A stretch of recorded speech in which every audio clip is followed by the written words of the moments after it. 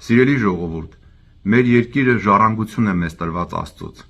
Երբ որ Աստված մի ազգի երկիր է տալիս որպես ժառանգություն, նրան տալիս է օրենքների մի համակարգ, որ այդ ազգը պիտի պահի։ Այդ ազգի անհատ զավակները պետք է պահեն։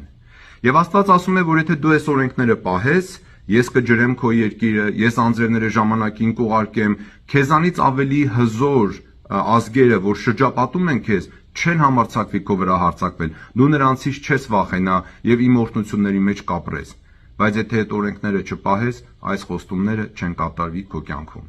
Այսօր մեր եկեղեցիներում, հայ առաքելական եկեղեցիներում ընթերցվում է Աստվածաշնչից մի հատված, որը երկրորդ օրինաց գրքի 11-րդ գլխից է, որը երբ որ կարդում ենք, ոնց որ մեր երկրի մասին գրվի, որովհետև մեր երկիրն էլ լեռնային եւ հովտային երկիր է։ Ես հիմա այն ուզում եմ ձեզ ընթերցել, դուք ուշադիր լսեք, խնդրում եմ, եւ այդտեղից դասեր եկեք բոլորս միասին